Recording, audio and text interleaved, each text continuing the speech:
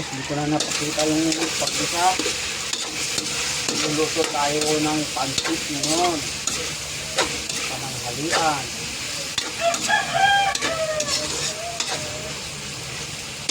Guys, bisa-bisa lang. Pancit, 1 kilong sahog. Guys, bisa-bisa lang tayo.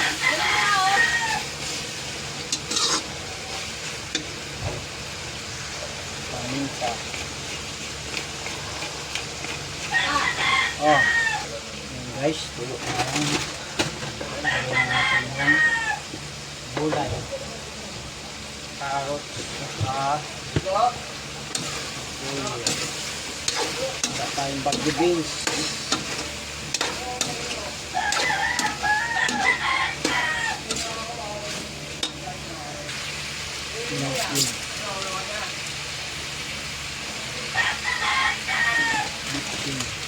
Ajinomoto. Hindi sa mix. Okay. Guys, ilagay ko yung sili.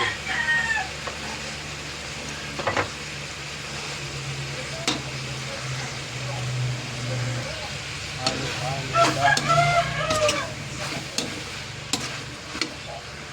Mix toyo.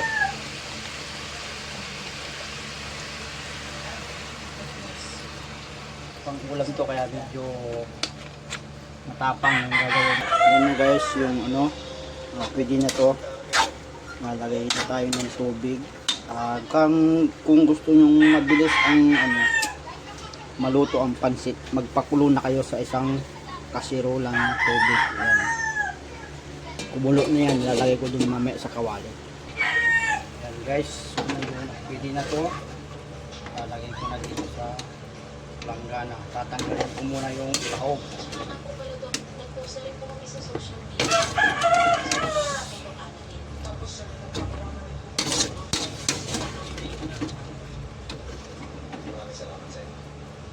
Tapos, lagay ko yung kumukulong tubig. Yan guys, lagay ko na yung tubig. Yan, mabilisan lang tong pagluto. Pag may kumulo na ng tubig, ilalagay na agad yung pansit. Bihon.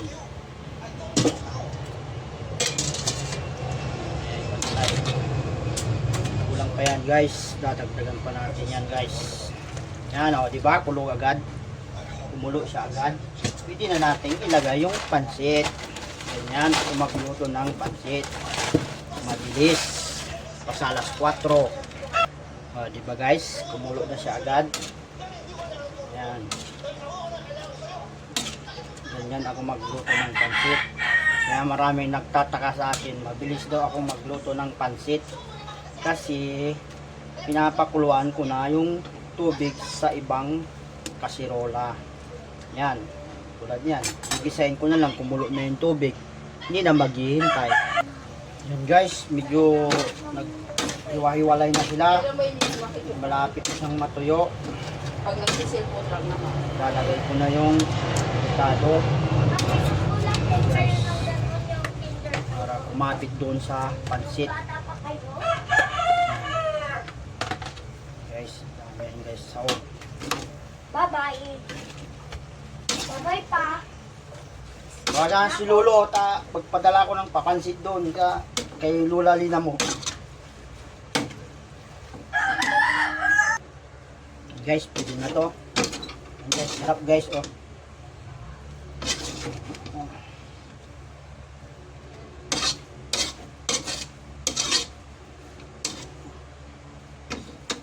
Pansit guys, pansit.